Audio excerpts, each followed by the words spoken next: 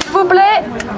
Et voici le maire de Paris, Monsieur Bertrand Delanoë. Merci de l'applaudir.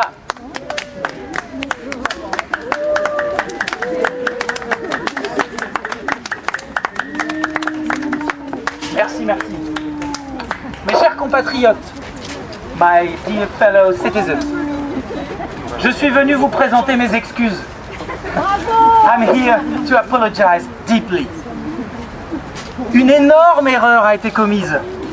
A big mistake has just been made here. J'ai été trompé. On m'a dit d'inaugurer un monument aux otages. Et vous savez la compassion que je peux avoir pour les otages. Mais, ces otages n'en étaient pas. Ces otages n'en étaient pas. Ces otages étaient des prisonniers de guerre, d'une guerre d'occupation, guerre d'agression contre la Palestine, contre le sud du Liban. Colonisation. Je suis venu vous présenter mes excuses, je vous prie de les prendre. Aujourd'hui, nous allons inaugurer un nouveau monument.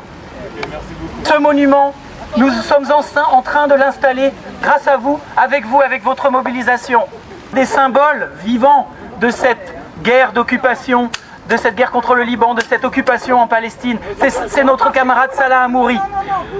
Je vais maintenant laisser la place à une représentante de l'association Euro-Palestine qui va lire la lettre adressée par la maman de notre camarade Salah Hamouri et qui va nous parler de la situation que vit notre camarade. Je vais vous lire le discours de la mère de Salah, Madame Annick Denise Guido Hamouri, qui nous a envoyé aujourd'hui même ce message de Jérusalem, afin que je puisse le lire à tous les gens qui ont la gentillesse de se mobiliser pour son fils. Donc, discours de la maman. Je remercie tous ceux qui se mobilisent aujourd'hui contre la guerre, l'injustice et les crimes de guerre en ce jour symbolique du 11 novembre. Un grand merci à toutes celles et ceux qui rappellent aux dirigeants français le sort de mon fils Salah Hamouri.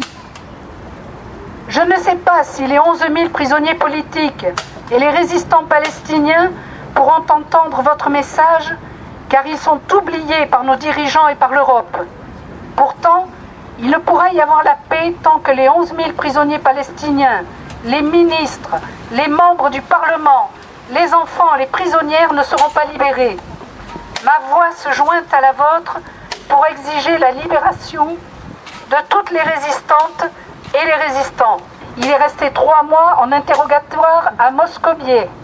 Puis il a été transféré à la prison de haute sécurité de Beersheva, où les conditions de détention sont particulièrement dures. En février 2007, il a été transféré au centre de détention de Hadarim et il n'a toujours pas eu de jugement. Mais il risque 7 ans de prison pour suspicion, je vous le rappelle. Les audiences ont lieu au tribunal militaire de Ofer, qui se trouve dans les territoires occupés et qui n'a aucune légalité sur le plan du droit international. La mère de Salah a fait de multiples démarches depuis bientôt 3 ans auprès des différents gouvernements français. Mais la France, qui fait des pieds et des mains pour la libération de soldats israéliens, refuse d'intervenir pour Salah Hamouri sous prétexte qu'elle ne peut intervenir dans la justice d'un autre pays. Pour notre part, nous te promettons, Annick Denise, de rester mobilisée jusqu'à la libération de ton fils Salah et de tous les Palestiniens emprisonnés. Je vous remercie de votre écoute. Alors avant que le représentant de la CGT des travailleurs des parcs et jardins s'exprime, moi, Bertrand Delanoë, maire de Paris, je vais déclarer ce monument ouvert. Le monument est inauguré et déclaré ouvert. Et...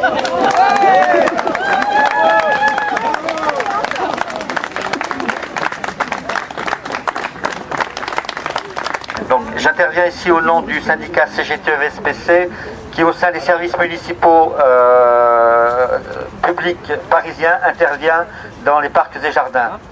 Monsieur le maire, cette campagne est scandaleuse et bafoue les valeurs pour lesquelles notre syndicat lutte. C'est pourquoi nous exigeons que cette campagne cesse immédiatement et que le panneau du parc de Bercy soit retiré. Nous ne saurions trop vous recommander de mener à la place une campagne en faveur du respect du droit international et du droit aux deux peuples, israéliens et palestiniens, à disposer chacun d'un territoire tel que défini par les résolutions de l'ONU.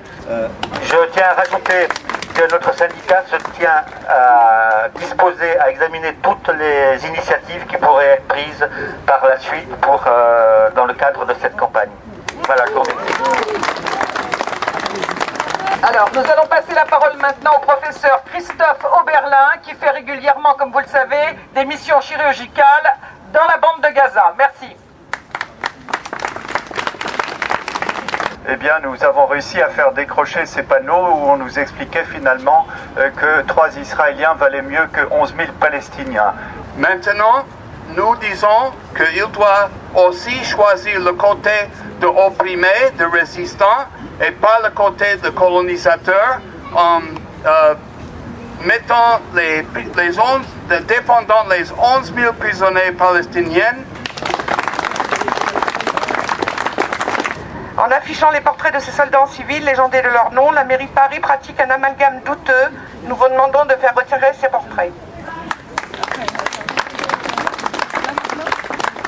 Simplement pour dire que donc le JFP s'élève contre l'affichage de ces 3 portraits et souligne aussi qu'il est beaucoup plus urgent de se mobiliser pour la libération des prisonniers politiques palestiniens, dont une bonne partie correspond beaucoup plus techniquement au terme d'otages, dans la mesure où ils ne sont détenus que pour servir de monnaie d'échange, dans la mesure où ils ont été arrêtés en général peu de temps avant de soi-disant échange de prisonniers, et qu'ils ne sont là que pour maintenir en permanence, en positif, le compte des prisonniers palestiniens en Israël.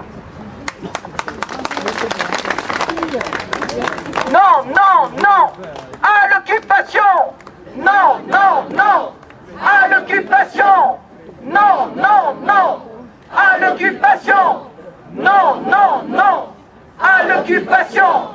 Non, non, non à l'occupation! Non, non, non à l'occupation! Libération des prisonniers palestiniens! Libération des prisonniers palestiniens! Libération des prisonniers